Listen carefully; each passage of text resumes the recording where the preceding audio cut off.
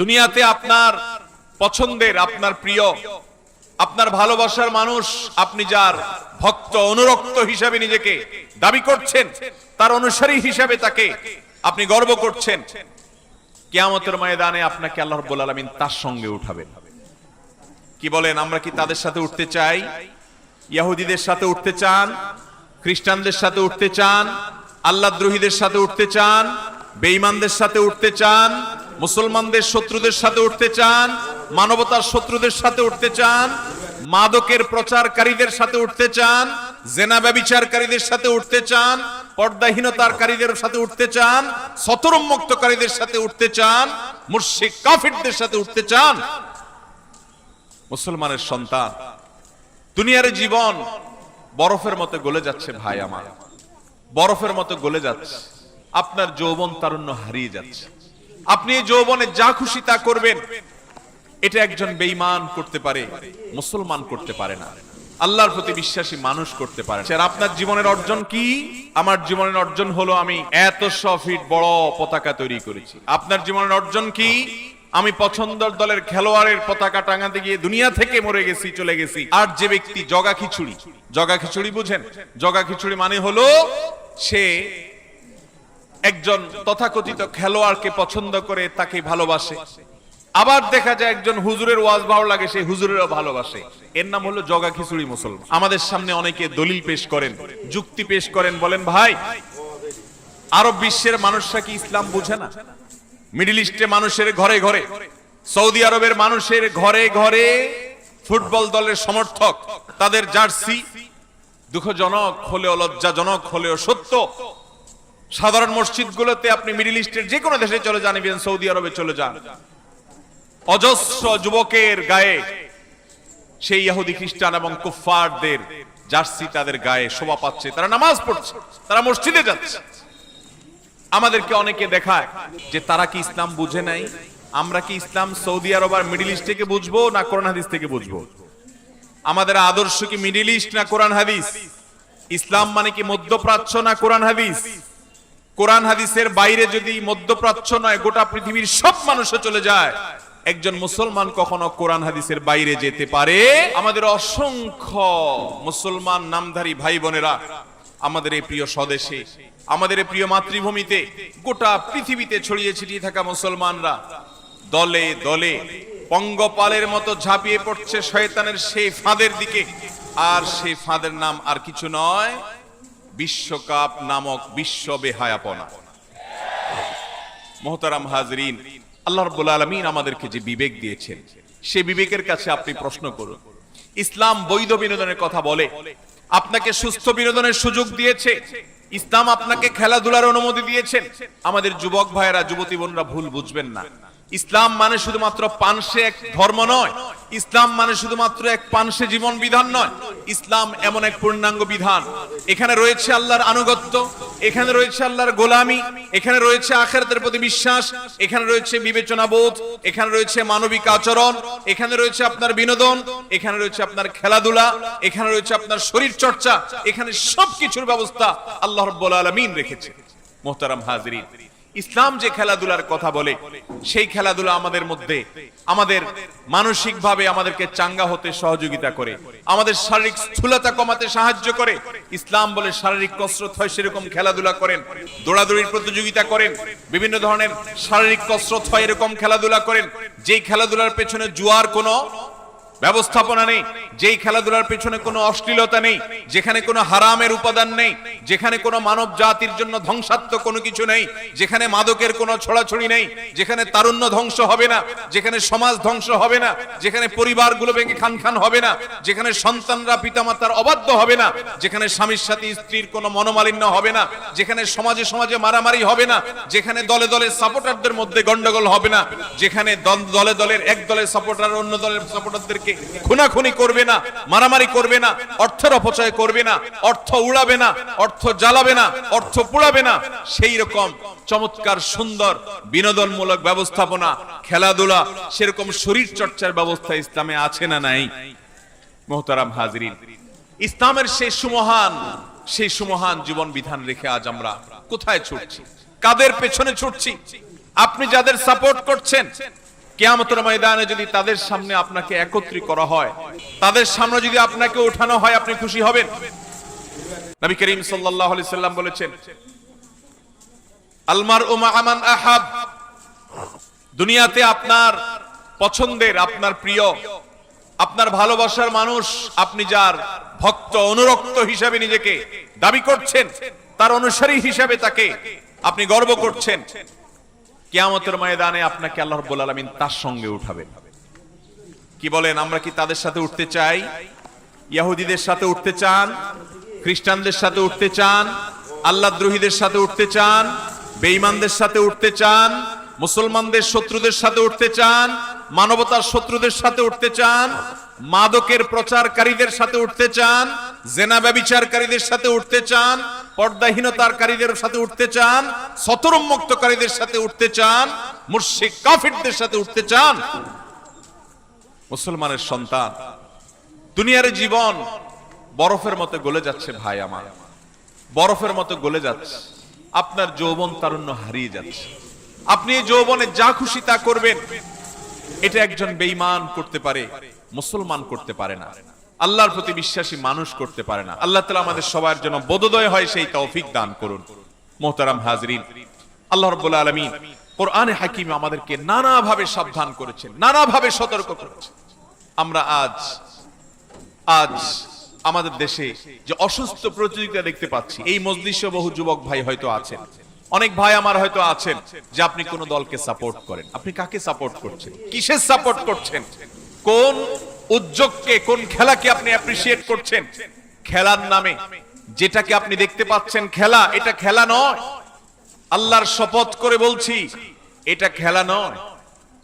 এটা সুপরিকল্পিত একটি পরিকল্পনার অংশ, সুপরিকল্পিত একটি আয়োজন, যে আয়োজনের অন্যতম উদ্দেশ্য হলো মুসলমানের ঈমানি চেতনাকে ভোঁতা করে দেওয়া। যে পরিকল্পনার অন্যতম আয়োজন হলো আপনার আখিরাতকে ভুলিয়ে দেওয়া। যে পরিকল্পনার অন্যতম আয়োজন হলো মুসলমান যুবকের ঈমানি জজবাকে ধ্বংস করে দেওয়া। যেই মুসলমানের সন্তান ভালোবাসার কথা আল্লাহকে, ভালোবাসার কথা আল্লাহর রাসূলকে, ভালোবাসার কথা সাহাবায়ে কেরামকে, তার তারকা ছিলেন খোলাফায়ে রাশেদা, সেই চরিত্র, সে নামগুলো আজ মুসলমানের সন্তান জানে না। তাদেরকে জপানো হয় মুশরিকদের নাম, ইহুদি খ্রিস্টানদের নাম, আল্লাহর দুশমনদের নাম, মুসলমানদের বিরুদ্ধে যারা করে সেই বিরোধিতাকারীদের নাম। নামগুলোকে আজ মুসলমানদেরকে প্রিয় করে দেওয়ার জন্য খেলার মোড়কে এই মহা ষড়যন্ত্রের আয়োজন গোটা বিশ্বব্যাপী করেছে ইবলিসীয় সভ্যতা, ইবলিসীয় সংস্কৃতি, যেটা আমাদের বেশিরভাগ ভাই বোনরা আঁচও করছেন না, বুঝতেও পারছেন না। আল্লাহ তাআলা আমাদের সবাইকে হেদায়েত নসিব করে।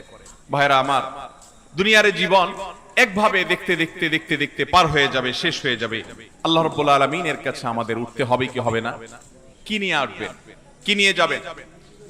দুনিয়াতে আপনি বিশাল বড় পতাকা বানিয়েছেন। আপনার জীবনের অর্জন কি?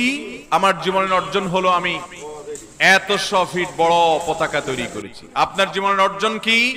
আমি পছন্দের দলের খেলোয়াড়ের পতাকা টাঙাতে গিয়ে দুনিয়া থেকে মরে গেছি, চলে গেছি। এই আমল নামে নিয়ে আল্লাহর কাছে যদি যাওয়া হয়, জাহান্নাম ছাড়ার কোনো ঠিকানা হবে? মুহতারাম হাজরিন, ইসলামের গুরুত্বপূর্ণ একটা বিষয় হলো ওয়ালা এবং বারা।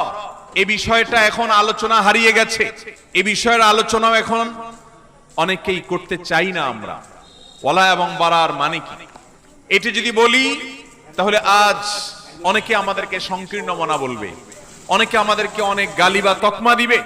অথচ ইসলামের এই সত্য বাণী, এই সত্য নির্দেশনা আপনাদের কাছে পৌঁছানো আমাদের দায়িত্ব, এটা আমানত।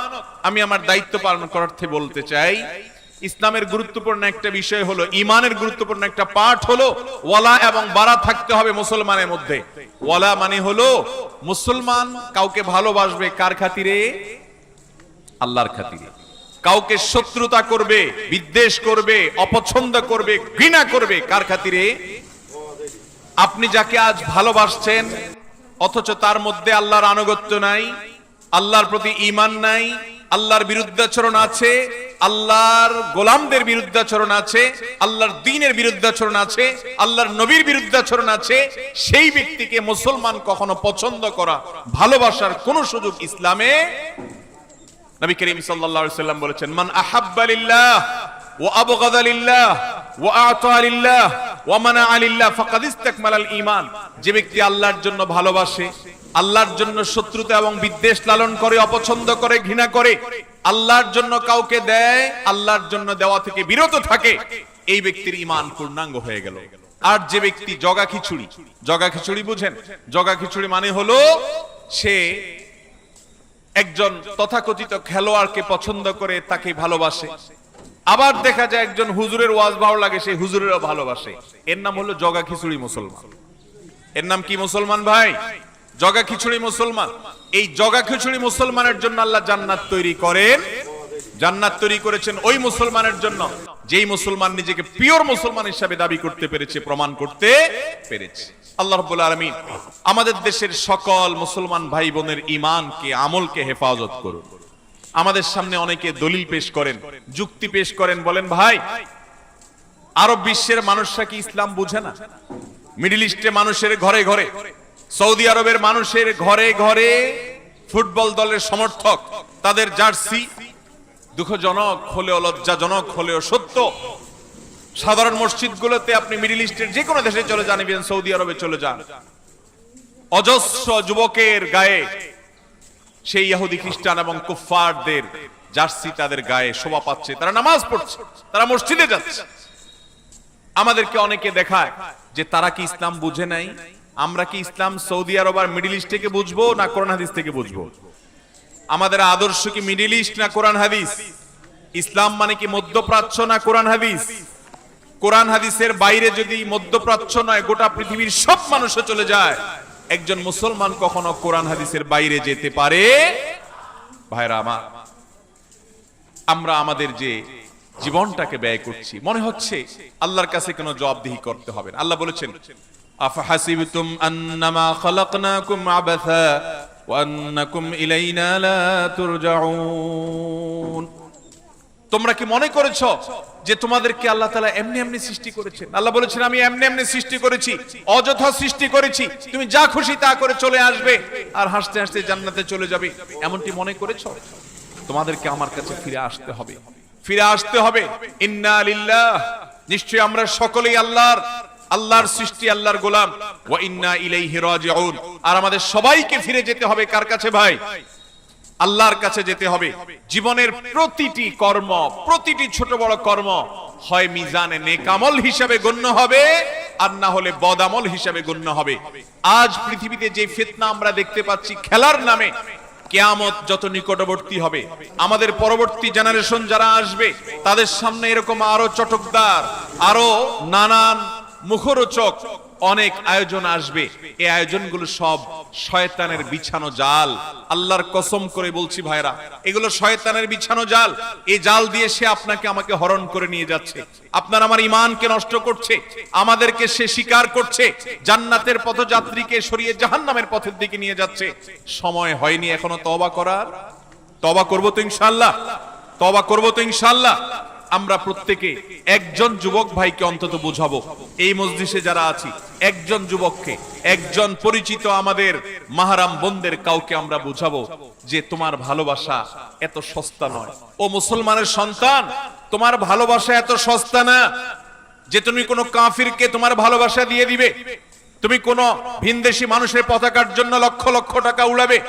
এমন দেশে, যে দেশে মানুষ টাকার অভাবে চিকিৎসা করাতে এখনো পারে না, যে দেশে বহু মানুষ টাকার অভাবে নিজের সন্তানের মুখে খাবার তুলে দিতে পারে না, যে দেশে মানুষ টাকার অভাবে বাবা মায়ের লাশ হাসপাতাল থেকে ছাড়াতে পারে না, সেই দেশে বসবাস করে কোথাকার কোন দেশের মানুষের জন্য লক্ষ লক্ষ কোটি কোটি টাকা ব্যয় করা হবে, তুমি সেই কাতারে শামিল হতে হবে।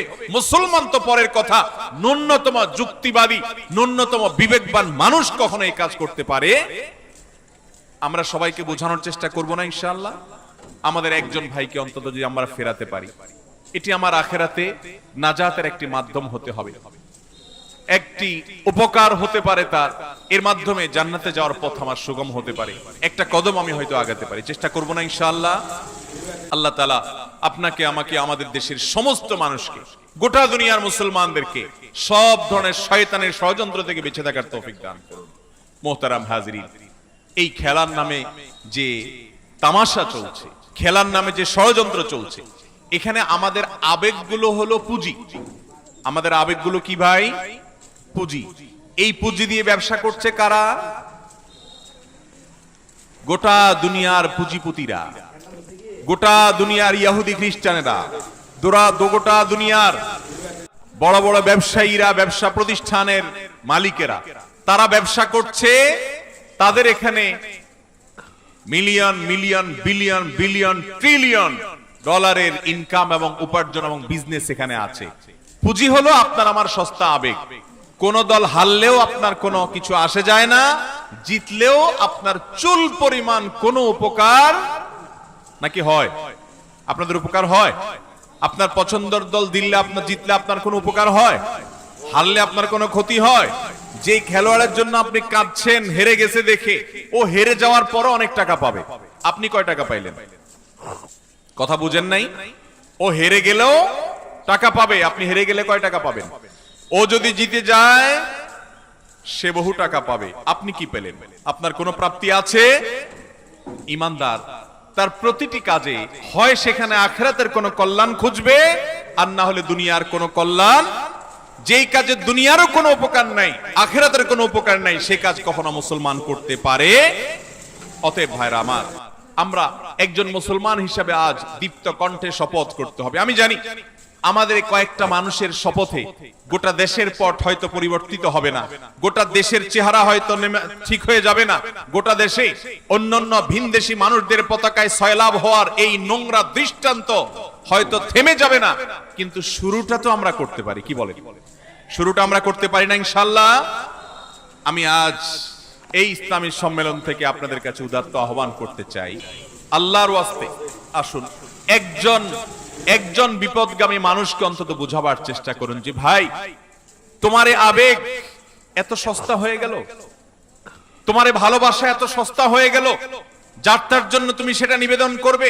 তোমার এই পয়সা এত অর্থহীন হয়ে গেল, তোমার এই পয়সা দিয়ে তুমি নিজে কিছু কিনে খাও, তুমি একটা জামা বানাও, তোমার পরিবারের মুখে খাবার তুলে দাও, তোমার বন্ধু বান্ধবকে তুমি দান করো, তোমার প্রতিবেশীকে দান করো।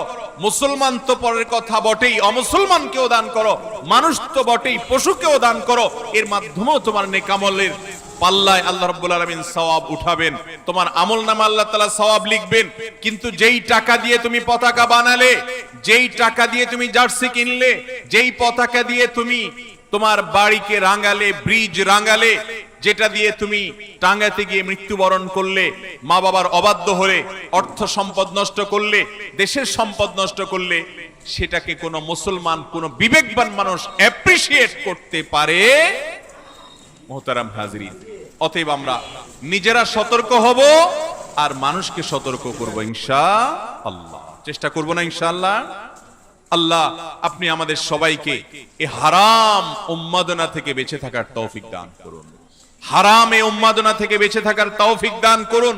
ও আরশে আজিমের মালিক, কিয়ামত নিকটবর্তী হয়ে গেছে, আমাদের যুবক যুবতী ভাই বোনদের ঈমান নিয়ে শয়তান ছিনিমিনি খেলছে, এক এক আসর আনছে, এক এক আয়োজন আনছে, দাজ্জালিয়া দুনিয়া আমাদের সে সমস্ত আয়োজন দিয়ে আমাদেরকে এই ষড়যন্ত্রের জাল দিয়ে শিকার করে করে জাহান্নামের দিকে নিয়ে যাচ্ছে। আপনি আমাদেরকে হেফাজত করুন মালিক, আপনি আমাদের ঈমানকে হেফাজত করুন মালিক।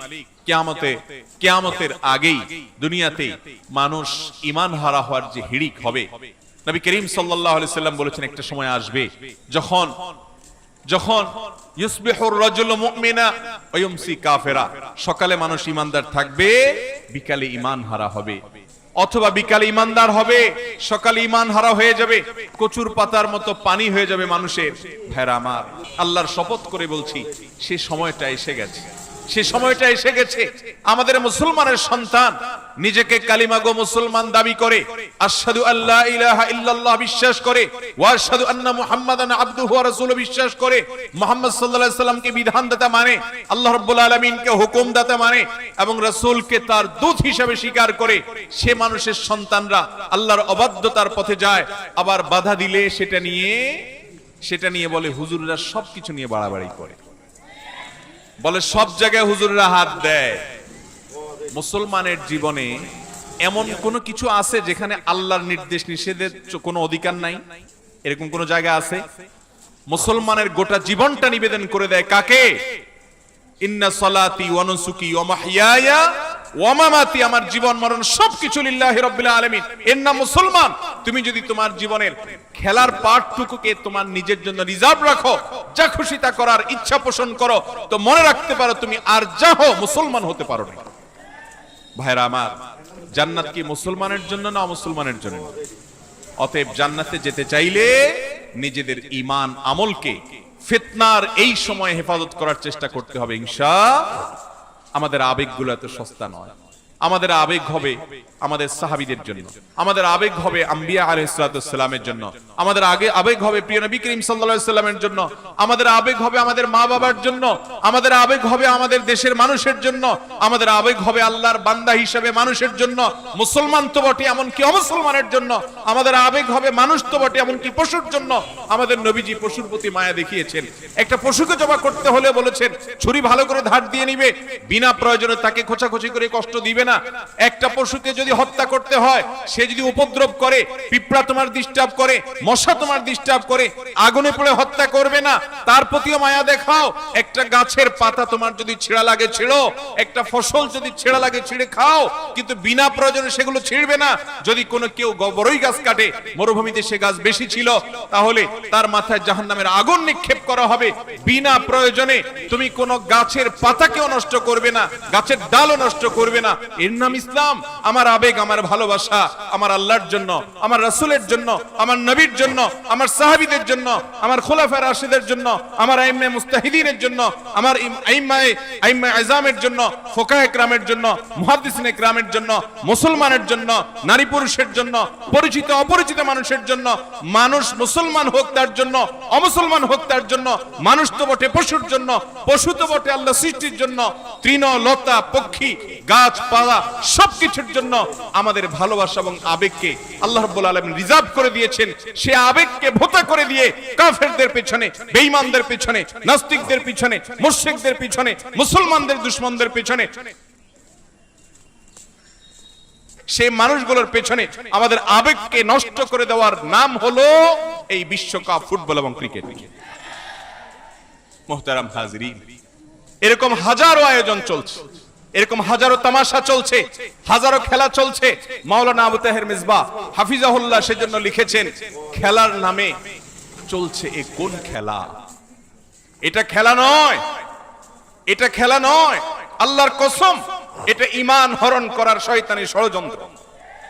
আল্লাহর কসম, মুসলমান যুবকের তার যে ঈমানি শক্তি, তার যে তেজ, তার যে বিবেক, তার যে আবেগ, তার যে ভালোবাসা, তার যে ভক্তি, তার যে স্পৃহা, তার যে কর্মোদ্যম, এই সবগুলোর হুলকে ভেঙে দিয়ে, নষ্ট করে দিয়ে তাকে অন্য 10টি সাধারণ মানুষের মতো বেঈমানদের কাতারে দাঁড় করাবার অনন্য আয়োজন করেছে শয়তান।